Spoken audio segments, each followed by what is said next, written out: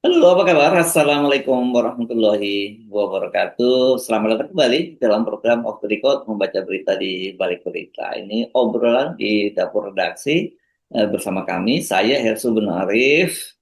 Dan saya Gibeta senang sekali menjumpai teman-teman semuanya. Halo, apa kabar? Semoga semuanya dalam keadaan sehat ya. Karena banyak yang sakit nih.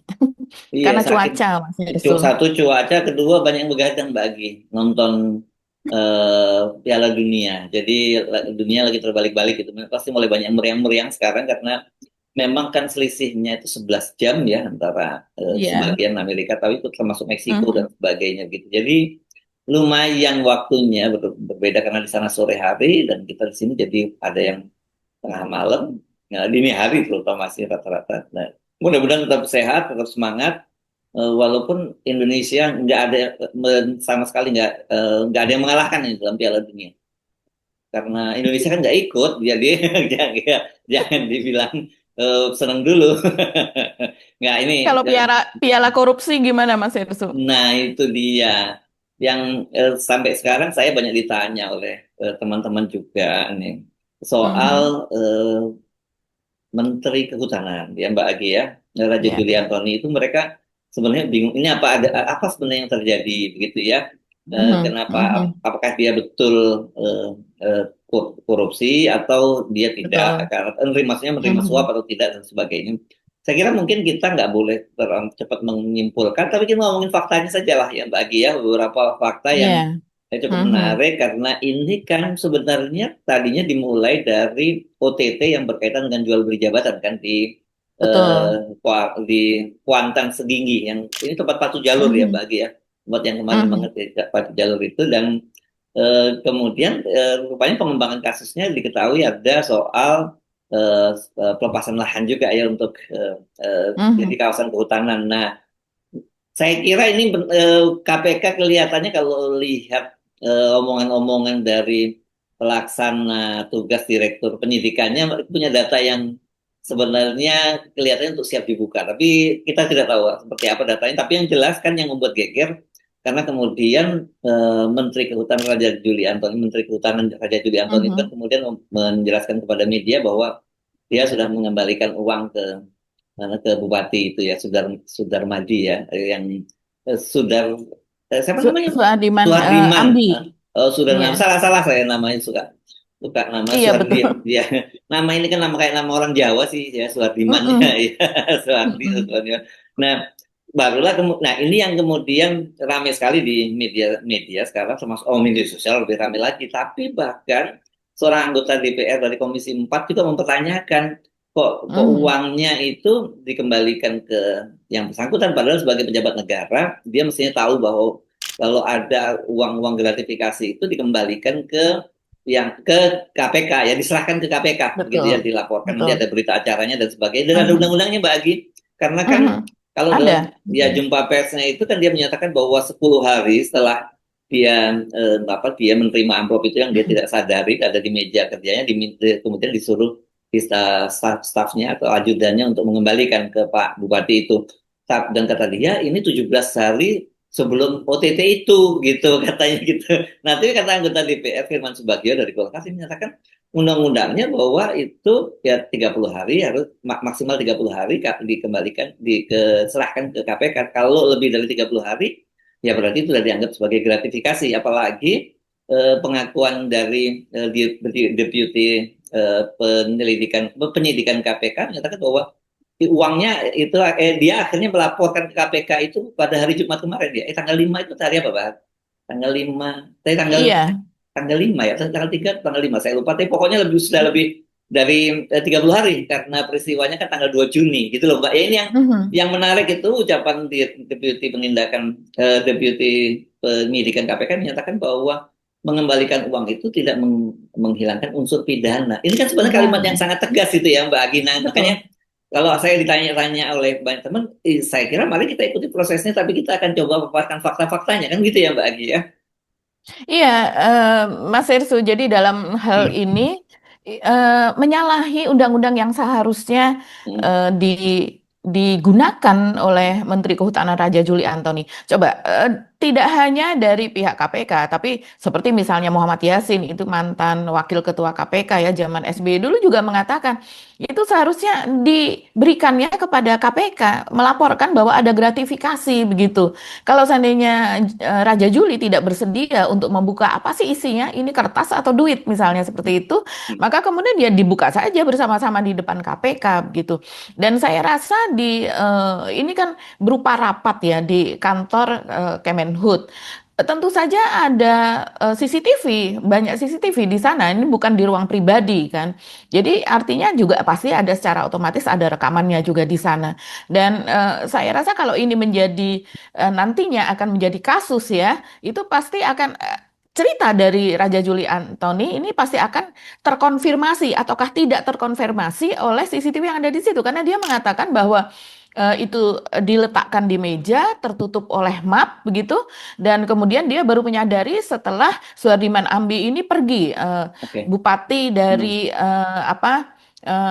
Kuansing ini pergi sudah tidak ada di tempat begitu ini kok rasanya janggal banyak sekali yang mengatakan ini janggal Mas Hersu kita coba pikirkan kalau seandainya ini memang sekarang sedang ditelusuri oleh KPK bahwa uang ini berasal dari eh, para petani yang tergabung dalam KUD di sana ya di Kuala Singgingi dan itu rupanya berdasarkan keterangan dari berbagai pihak bahwa ternyata mereka ini dipotong lah begitu ya sisa hasil usahanya yang seharusnya masuk ke kantong mereka semua kalau kalau berbentuk koperasi kan seperti itu ada perhitungan ada sisa hasil usaha dibagi jumlah anggota. Nah, ternyata dipotong sekitar setengah untuk kemudian akan digunakan untuk biaya pelepasan lahan itu. Begitu. Nah, seberapa besar ini kita masih belum tahu jumlah petaninya. Ada berapa ratus, ada berapa ribu begitu yang dipotong dan kemudian jumlah uang yang terkumpul berapa dan apakah ini sudah diserahkan kepada Raja Juli Antoni sebagai Menhub begitu ya karena pertemuannya tidak hanya satu kali itu ternyata. Hmm. Sebelumnya tanggal 27 April itu sudah ada pertemuan juga. Jadi 27 April dia mempertanyakan soal pelepasan tersebut, persyaratannya apa dan sebagainya dan kemudian bertemu lagi tanggal 2 Juni itu. Jadi tidak tidak berselang lama ya, hanya sekitar 5 pekan lah. 1 pekan kan 7 hari, ini ada 36 hari, berarti ya sekitar 5 pekan sudah bertemu lagi. Pertanyaannya adalah, pada pertemuan pertama, apakah tidak menyerahkan amplop juga begitu? Karena banyak juga netizen yang Mas Hersu mengatakan, ini amplop tidak akan diberikan kalau seandainya tidak ada permintaan atau tidak ada tanda-tanda sebelumnya bahwa untuk pelepasan ini diperlukan biaya begini dan begitu, begitu. Dan jumlahnya berapa kita masih belum tahu.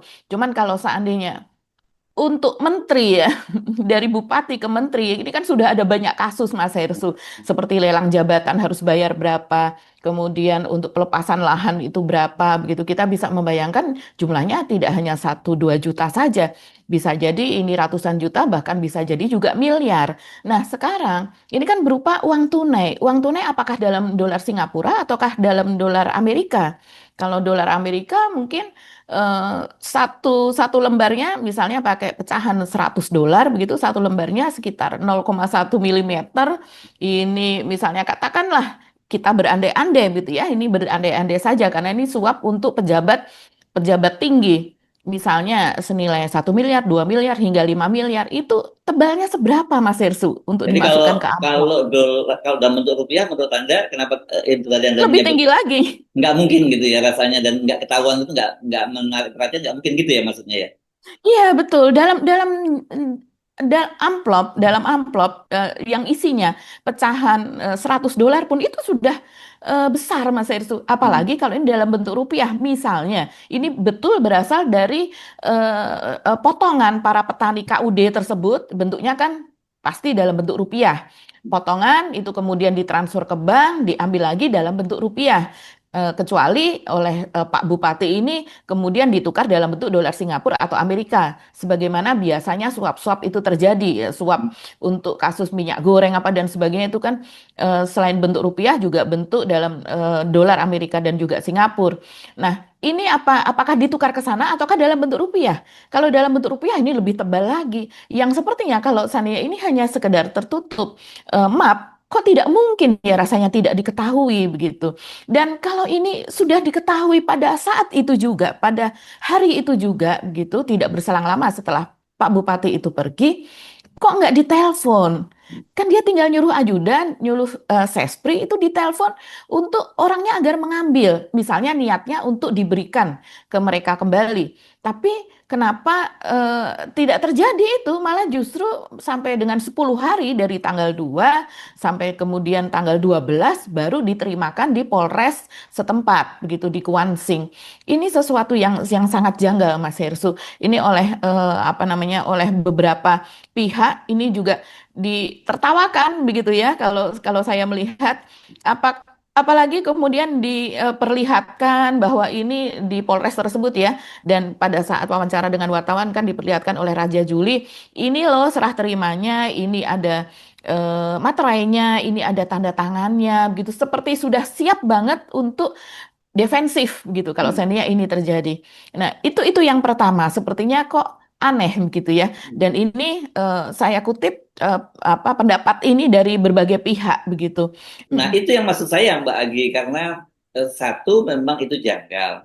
Kedua sebenarnya iya. kalau mau rigid gitu ya, ya dia Mhm, sudah pasti melanggar undang-undang KPK itu ya, iya. undang-undang Mhm, soal undang-undang KPK ini ya soal mhm. soal begini ya berkaitannya ya dan Iya, penyelenggara negara harus menyerahkan negara kepada ya. KPK, betul. Dan ini Mhm, Komisi 4 kemudian jadi partner ya dari partner Menteri Kehutanan ini akan memanggil menterinya kan. Jadi karena mereka sendiri juga mhm, mhm, melihat janggal satu bahwa sudah lebih dari 30 hari itu baru kemudian dia melapor ke KPK. Tapi kan yang dia lakukan sebelumnya adalah oke, kita positive thinking, kita meyakini bahwa betul dia sudah kembalikan mhm, ke mana ke Bupati melalui Polres tadi itu yang bagi supaya ada saksinya betul. dan sebagainya. Mhm, Tapi itu satu, itu proses yang janggal gitu, aneh kan begitu. mhm, Dan kedua itu proses yang salah karena aturannya harusnya diserahkan ke KPK bukan kepada yang bersangkutan gitu. Dan mhm, kalau toh sekarang mhm, kemudian dia sudah melapor ke KPK, tapi melapornya pun sudah lebih dari katakanlah begitu dia menemui itu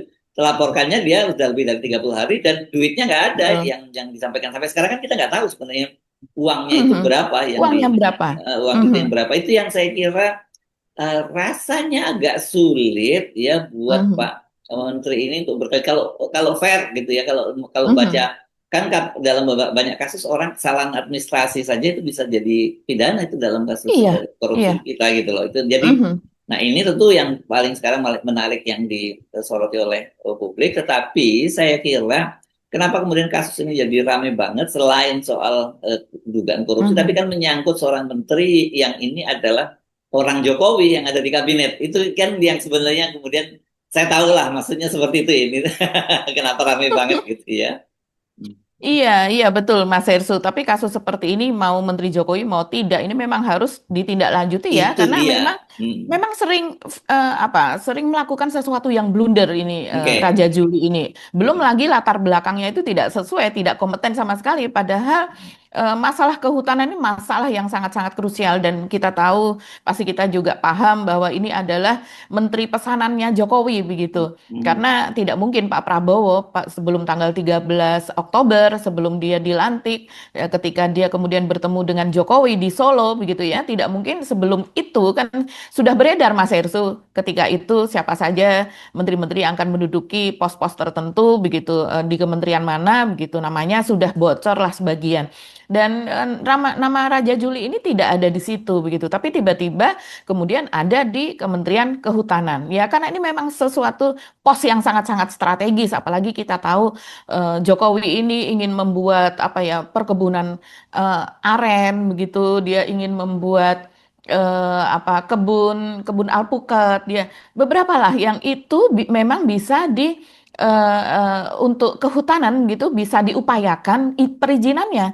Memang ada yang kemudian wilayah-wilayah hutan yang kemudian bisa menjadi area produktif seperti itu begitu. Itu akan lebih mudah kalau menterinya adalah Raja Juli dan kita sudah tahu juga sudah bocor percakapan dia soal rencana Jokowi akan membuat kebun aren. Teleponnya malah justru dia unggah ketika dia berbincang-bincang dengan Jokowi tersebut begitu.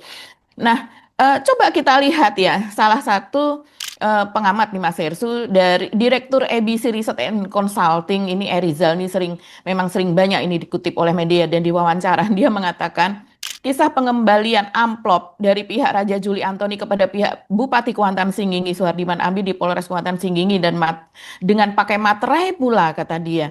Apalagi ditunjukkan Raja Juli Antoni di hadapan publik secara sadar dan bangga bahwa ia bersih. Yang tidak biasa itu adalah justru mengembalikan amplop itu dari pejabat lebih tinggi kepada pejabat lebih rendah di Hmm. kantor polisi dan pakai materai pula.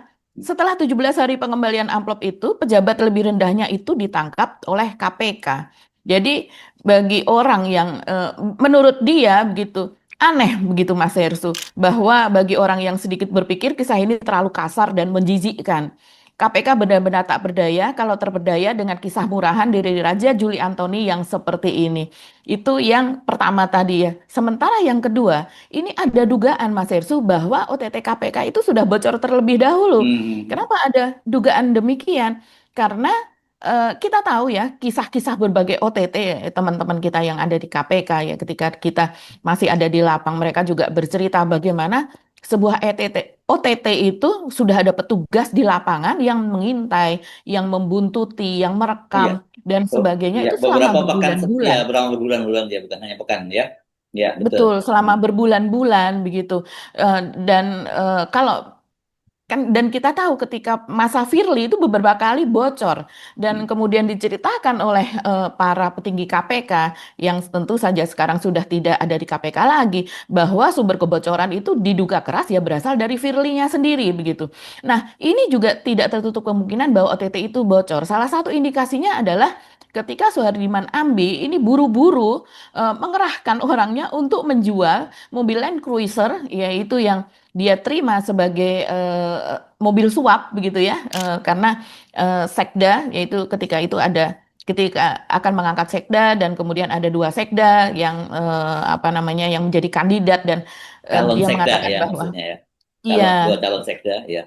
betul dan hanya sekda eh, Zulkarnain yang sekarang juga sudah ditangkap menjadi salah satu tersangka dalam kasus suap ini yang hanya menyanggupi dia yang menyanggupi sementara yang satu lagi yang PLT sebelumnya itu tidak menyanggupi. Nah, ini yang kemudian dijual mobil seharga 2 miliar lebih dan masih dalam masa pembayaran kredit Mas Ersu. Hmm. Kan ini belinya di Jabodetabek Hmm. karena mungkin di sana tidak ada sesuai dengan spek yang diinginkan, sehingga beli di Jabodetabek dengan cicilan 46 juta lebih lah per bulannya dengan masa tenor 5 bulan. Maaf, 5 tahun.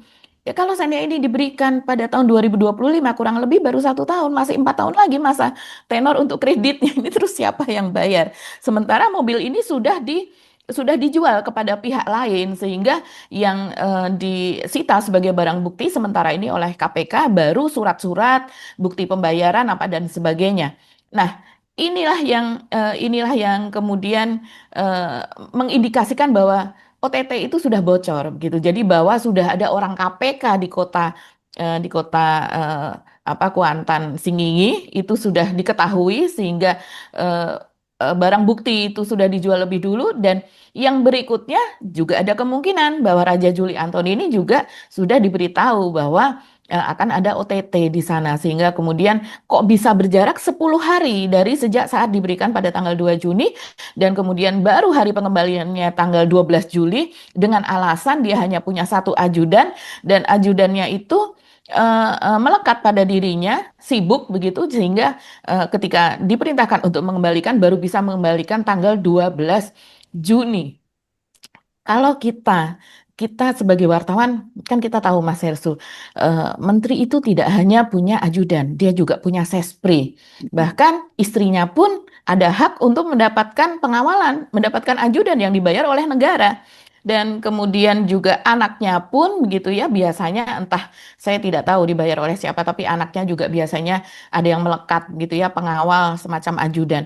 Jadi kok aneh bahwa harus satu orang ini yang kemudian harus mengembalikan. Padahal seperti itu, kalau tidak dilaporkan kepada KPK, itu aja ada batas harinya kapan harus dilaporkan. Apalagi ini dia ingin mengembalikan sendiri begitu kan. Dan sudah disiapkan semuanya dengan sangat detail. Ini ada apa untuk mengantisipasi apa begitu. Jadi memang kasus ini cukup aneh. Tapi tidak aneh karena ini terjadi pada Raja Juli Antoni, Sekjen PSI yang juga Menteri Kehutanan. Kenapa kok Anda bilang nggak aneh? Tunggu lagi. Iya, karena coba dia mungkin mencontoh juga apa yang dilakukan Kaisang, Mas Hersu. Kaisang ini mendapatkan gratifikasi berupa pesawat jet ya ke Amerika. Dan kemudian setelah itu rame ketika itu karena saudara dari Oh, Erina Gudono. Masih Erin, ingat Mas ya, Hersu ya, ya, ya? kasus Erina Gudono yang di Pennsylvania University itu ya, ya, oke. Betul, Hmm. betul. Itu kan baru rame setelah kemudian ada unggahan dari saudara perempuan dari Erina Gudono yang ikut dalam perjalanan tersebut, yang juga ada di dalam pesawat jet yang gratifikasi tersebut. Dan setelah semuanya rame, baru kemudian Kaisang ini datang ke KPK untuk melaporkan gratifikasi tersebut, begitu. Jadi ya memang ada contohnya, begitu ya, bahwa sesuatu yang diterima nggak perlu untuk dilaporkan. Kaisang juga ketika melaporkan itu sudah sangat-sangat terlambat ketika itu, begitu. Sementara hal yang lain lagi untuk Raja Juli Antoni ini juga jejaknya Mas Hersu, jejaknya yang lumayan hitam gitu kalau kita lihat gitu ya, viral begitu, ya banyak sekali gitu. Coba kita ambil tiga saja, yaitu misalnya ketika dia bermain bermain domino ya atau bermain kartu begitu. Itu kan sesuatu yang mengagetkan Mas Hersu karena yang diajak bermain kartu adalah mantan tersangka untuk kasus pembalakan liar begitu. Nah, masa dia nggak tahu kalau seandainya dia bermain dengan apa namanya eh, mantan tersangka begitu. Kalaupun dia tidak tahu, dia kan punya ajudan. Dia tidak pergi sendiri. Nggak mungkin seorang menteri itu pergi sendiri. Pasti ada yang melekat di situ yang akan memberitahu begitu. Dan dia mengatakan tidak tahu siapakah itu Aziz Welang, yaitu tersangka pembalakan liar. Padahal di situ ya, itu kan di acara apa ya semacam eh, keluarga Sulawesi Selatan lah semacam itu ya. Dan di situ juga ada ketika itu ada menteri yang lain juga yang berasal dari Sulawesi Selatan, juga ada semacam asosiasi begitu ya, yang artinya pengusaha yang ada di situ juga begitu. Masa tidak saling mengenal? Biasanya apalagi bertemu menteri, Pak Menteri, perkenalkan ini siapa, walaupun tidak menyertakan ini mantan tersangka dari pembalakan liar, tapi seharusnya dia paham kalau disebutkan Ya, namanya. bahkan sebenarnya standarnya, ini kalau kita ngomongin di KPK kan Mhm, misalnya ya, mhm. orang seperti pejabat seperti itu dia nggak bisa sembarangan main-main seperti itu karena kita ingat misalnya cerita Iya. dari Bang Abdullah Yahya Mahwa misalnya, ketika dia pergi kemana-mana dia bawa minum air minum sendiri sampai seperti itu Mhm. standarnya dan Iya, dia iya. menolak untuk diberikan minum air putih saja dia tolak gitu. Jadi Iya. memang berat Mhm, standarnya jadi seorang pejabat itu dia nggak boleh sembarangan karena termasuk juga soal foto-foto bersama ya. Sebenarnya kan dalam mhm, masa mhm, sekarang ini banyak sekali orang yang tiba-tiba datang minta foto bersama dan sebagainya begitu. Dalam situasi mhm. seperti sekarang, mestinya para pejabat juga mulai waspada karena bisa aja itu nanti dimanfaatkan oleh orang-orang tertentu Betul. foto-foto semacam itu, Mhm, gitu. mhm, Jadi memang mhm. kehati-hatian yang paling paling penting itu sesungguhnya ya dalam hal ini. Apalagi kemudian sempat main main gaple ya, main gaple atau main apa sih? Ya main domino, gaple lah Domino ya, secara gaple. secara umum orang Hmm. mengatakan seperti itu, Mas Iya. Hersu. Dan di situ cukup banyak orang-orang yang tokoh lah bisa kita katakan seperti itu. Ada Abdul Qadir Karding begitu ya. Hmm. Terus Pak kemudian Menteri ya ini waktu itu dia masih jadi menteri ya, bukan ketika Kartini. itu masih menjadi menteri. Terus kemudian di situ juga ada Menteri P2MI ya untuk pekerja migran. Hmm. Kemudian Wakil Ketua Umum Dewan Pengurus Nasional Persatuan Olahraga Domino Indonesia (PORDI) yaitu Andi Rukman Nurdin Karumpa begitu. Juga ada yang lainnya karena memang ini acara keluarga Sulawesi Selatan dan dia katanya datang ke situ karena diundang untuk berdiskusi dengan Abdul Qadir Karding ketika itu begitu. Itu baru satu hal begitu ya. yang dia lolos lah untuk hal itu karena ini hanya bersangkutan soal etika lah, etika dan moral. Tapi yang berikutnya adalah yang parah ketika kemudian terjadi bencana tanah longsor di Sumatera, yang Hmm. ketika itu kita menunggu kok lama sekali nggak muncul-muncul tanggapan dan sebagainya dari Raja Juli Antoni ini sebagai Menteri Kehutanan, yang Hmm. kemudian salah satunya itu dibongkar tentang parahnya begitu yang disebut sebagai borok dari Kemenhub, yaitu bahwa Raja Juli ini ketahuan membuka lagi izin penebangan hutan di daerah Tapanuli Selatan itu tepat pada bulan Oktober. Sementara kita tahu kejadian banjir itu terjadi pada akhir November, sekitar sekitar tanggal 23, 25 begitu ya, karena beberapa daerah itu Sumatera Barat, Sumatera Utara dan juga Aceh itu tidak serempak. Dan Ya, kemudian ternyata beberapa bulan sebelumnya, bukan beberapa bulan ya, berarti sebulan sebelumnya sebulan kalau dari sebelumnya. Oktober ke Hmm. November. Itu Iya, yang ini Gus yang Irawan. ya Gus Irawan ya, itu Bupati Tapanuli Selatan ya yang menyampaikannya ya Betul. Mbak Agi. Ya Hmm, ya. hmm, hmm. Ini politisi Dia Partai dia yang Gerindra membongkar ini. ini. Ya. Mhm. Iya, jadi dia membongkar. Jadi dia mengatakan Mas Hersu bahwa pada tahun sebelumnya 24 November itu terjadi banjir bandang di Sipange Siunjam namanya. Dan kayu datang dari hulu begitu ya menerjang seperti pada bulan November dan ada dua korban jiwa dari warga setempat. Nah, kemudian persis menjelang Natal wilayah Tombangan ini saya baca dari penjelasannya diterjang banjir bandang lagi. Berarti menjelang Natal berarti pada bulan Desember. Jadi dalam satu tahun November dan Desember itu terjadi dua kali banjir bandang. Tidak heran kalau kemudian Pemkab Tapsel ini apa namanya resah begitu ya. Dan dia menginginkan agar supaya izin untuk penggunaan lahan dan penebangan hutan di situ itu dihentikan begitu. Waktu itu Pemkab Tapsel mengajukan 28 miliar untuk disetujui BNPB untuk recovery begitu keadaan, tapi ternyata hanya 10 miliar. Nah, rehabilitasi konstruksi itu baru belum berjalan, padahal Tapsel sudah kembali diterpa bencana pada tahun berikutnya. Dan kemudian ada tiga desa yang luluh lantah. Nah, Gus Irawan ini mengatakan, Mas Hersu, bahwa eh, ada surat dari Kementerian Kehutanan, begitu. Menerima surat pada bulan Juli tahun 2025 dari Direktorat Pengelolaan Hutan Lestari Kementerian Kehutanan yang isinya adalah menghentikan sementara pengelolaan hak atas tanah atau PHAT kerjasama korporasi dengan masyarakat setempat. Jadi ada sebuah korporasi atau perusahaan yang kerjasama dengan masyarakat setempat untuk mengambil kayunya. Yang ada mengambil kayu ya artinya penebangan ya. Nah, itu sudah dihentikan dan ternyata Gus Irawan ini terkejut tiba-tiba sudah dibuka lagi, sudah ada izin lagi dan terjadi penebangan lagi pada bulan Oktobernya.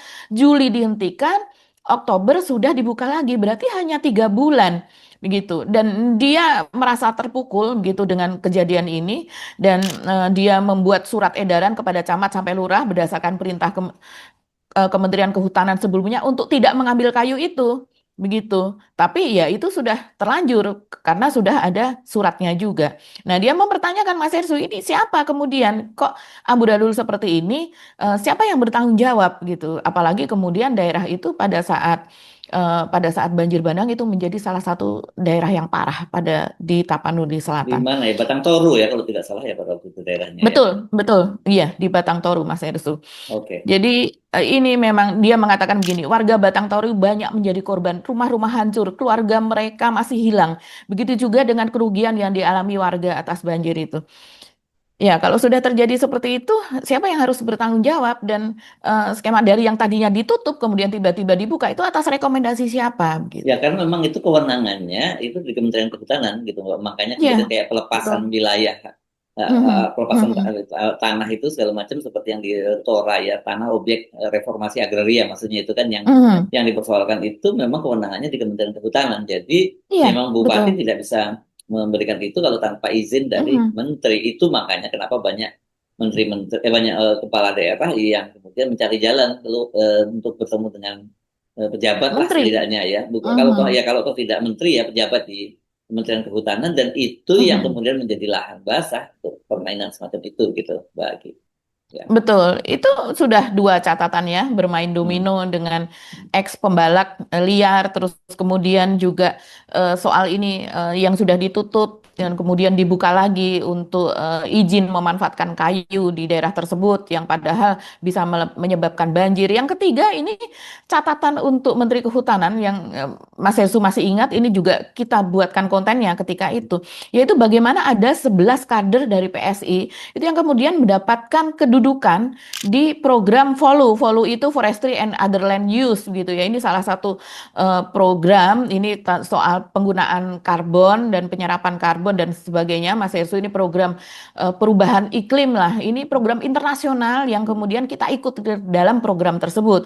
Ya bisa dibilang program, bisa dibilang proyek karena kemudian ini menjadi ajang bagi-bagi. Dari sekian Hmm. kedudukan apa namanya jabatan yang ada di Volu ini kemudian 11-nya diberikan kepada anggota PSI, kader PSI yang hampir mirip dengan jabatan komisaris, mereka tidak punya kompetensi di situ. Hmm. Eh, Padahal saya bisa menyebutkan dengan sangat mudah ini orang-orang yang kompeten untuk masalah perubahan iklim, apalagi soal kehutanan dan sebagainya. Saya kenal banyak sekali dari yang middle sampai dengan yang sudah senior begitu, mereka yang ikut konferensi di luar, mereka yang menjadi aktivis apa dan sebagainya begitu. Jadi aneh bahwa orang-orang ini, nama-nama ini yang kemudian mengisi jabatan tersebut, yang tentu saja yang di atas itu Mas Herstul coba saya lihat ini komposisinya ya. Yang ada di atas itu adalah Raja Juli Antoni sendiri sebagai penanggung jawab atau pengarah. Ini gajinya 50 juta katanya di situ. Sementara yang di bawah misalnya ini ada Dewan Penasehat Ahli, ini ada satu Dr. Insinyur Bambang Hendroyono, ini saya tahu betul ini mantan Sekjen Kehutanan ini di era Siti Nurbaya ya. Dan memang dia lulusan dari kehutanan gitu, dia sangat senior begitu. Dan jadi orang yang ahli lah. Di bawahnya Dr. Insinyur Agus Justianto, Insinyur Wanda Agung, Sugardiman apa dan sebagainya. Tiba-tiba nomor 4 adalah Andi Budiman. Andi Budiman ini orang PSI yang kemudian didudukan di situ tanpa kompetensi untuk hal tersebut begitu ya. Saya yakin juga tidak ada apa namanya sertifikat atau semacam pengetahuan itu sebelumnya begitu. Yang gaji di situ lumayan besar yaitu 25 juta Mas Hersu. Hmm. Jadi bahkan istrinya pun juga ada di situ. Oh. Jadi Hmm. jadi si Budiman ini ya tidak hanya dirinya tapi istrinya yang bernama Suci itu juga ada di situ dan gajinya berapa coba saya spill ya Mas Hersu. Ini Suci Mayangsari. Dia sarjana teknik, bendara umum DPP PSI. Oh, bacalek DPRD Provinsi DKI Jakarta 3 tapi tidak masuk ya. Jadi banyak sekali caleg gagal dari PSI itu yang kemudian masuk di jabatan-jabatan ini. Dan di sini dia Suci Mayangsari ini Jadi apa Dewan tuh? Penasehat. Dewan Iya, Penasehat. kedudukannya Dewan Penasehat Ahli. Hmm. Gajinya 25 juta juga ternyata. Suami istri. Hmm. Ya, ya, ya. Luar biasa. Selain Suci Mayangsari, ada beberapa mungkin saya sedikit saja saya spill Hmm. ya. Nanti bisa bisa muak ini teman-teman kalau apa spill semuanya. Ada Koko Dirgantoro, jubir PSI, itu anggota bidang gajinya 20 juta. Ini juga tidak memiliki kompetensi di bidang itu. Endika Fitra Wijaya, staf Menhut, anggota bidang juga gajinya 20 juta. Kalau kita melihat kompetensinya itu dia experience social media manager with a demonstrated history of working in the research industry. Jadi pengalamannya adalah di sosial media, Mas Ersu. Ya, ya. Dan beberapa yang lain juga pengalamannya di sosial media. Ada lagi Sigit Widodo, Mas Ersu masih ingat. Ini yang cukup terkenal ketika itu yang bikin geger karena ngaku digetok di rumah makan di rest area. Oh, ya, Gitu ya, ya. di area saya daerah mana? Di daerah apa? Cipali ya. Cipali atau mana Iya, ya? iya, iya. Pokoknya, ya saya ingat, Mhm. saya ingat. Karena saya sering juga, Iya. dan itu yang ramai banget ya begitu. Oke. Rame banget. Dia Hmm. mengaku digetok padahal ternyata dia sama anaknya memang makan Ya. banyak. Ini gajinya 20 juta. Nah, oke. Ini anggota bidang peningkatan cadangan karbon. Jadi Hmm. kan orang yang harus Yes.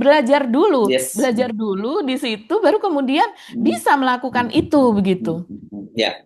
Ada pokoknya total itu ada 11 orang di situ ya, Mbak. Dan Ada pertanyaan 11 saya, orang dan waktu itu gajinya tinggi ya. apakah sampai Mhm. sekarang mereka masih di situ? Itu pertanyaan karena pada waktu itu kan ramai banget juga ya di media sosial ya. Iya, saya rasa masih karena Volu ini Hmm. kan berlangsung sampai dengan 2030 ya. Oke. Memang bisa saja di tengah jalan mereka Ya. diganti, tapi Ya. kenyataannya seperti itu. Oke, Mbak Mhm. Agi, saya kira itu tadi fakta-fakta yang coba Mbak Agi sampaikan ya Mbak Agi. Tapi bagaimana Mhm. kasusnya kita tunggu karena ini pasti tarik menarik kepentingan politiknya sangat besar di balik Betul. kasus ini ya. Mhm. Ingat dia adalah Mhm. Sekjen Partai Solidaritas Indonesia loh ya, bukan kaleng-kaleng lah Mhm. kalau untuk ukuran di pendukungnya Pak Jokowi gitu ya Mbak Agi ya. Iya. Oke, Mhm. sampai ketemu lagi di episode berikutnya. Kami mohon pamit. Saya Hersubun Arif. Dan saya Gebeta, terima kasih atas perhatian teman-teman. Tetap salam akal sehat. Wassalamualaikum warahmatullahi wabarakatuh. Assalamualaikum warahmatullahi wabarakatuh.